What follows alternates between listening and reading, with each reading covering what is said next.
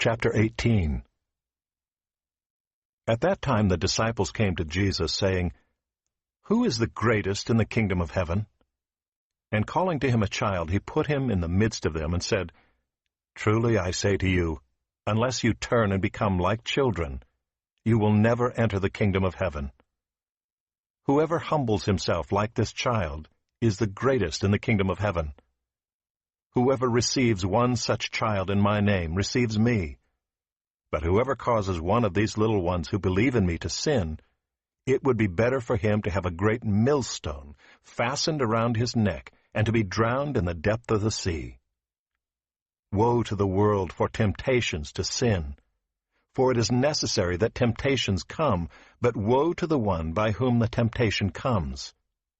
And if your hand or your foot causes you to sin, cut it off and throw it away. It is better for you to enter life crippled or lame than with 2 hands or 2 feet to be thrown into the eternal fire. And if your eye causes you to sin, tear it out and throw it away. It is better for you to enter life with 1 eye than with 2 eyes to be thrown into the hell of fire. See that you do not despise one of these little ones. For I tell you that in heaven their angels always see the face of my Father who is in heaven. What do you think? If a man has 100 sheep, and one of them has gone astray, does he not leave the 99 on the mountains and go in search of the one that went astray? And if he finds it, truly I say to you, he rejoices over it more than over the 99 that never went astray.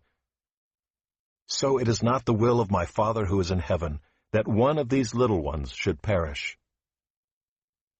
If your brother sins against you, go and tell him his fault, between you and him alone. If he listens to you, you have gained your brother. But if he does not listen, take 1 or 2 others along with you, that every charge may be established by the evidence of 2 or 3 witnesses. If he refuses to listen to them, tell it to the church.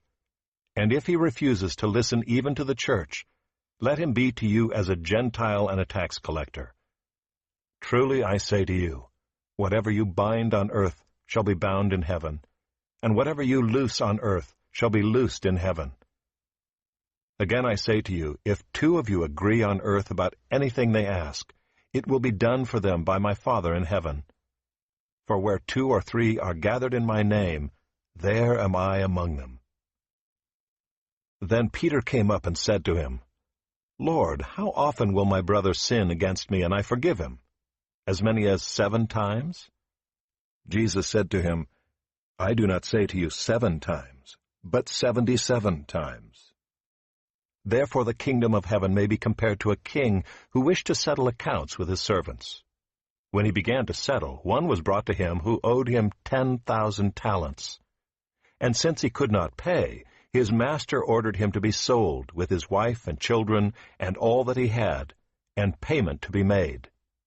So the servant fell on his knees, imploring him, 'Have patience with me, and I will pay you everything.'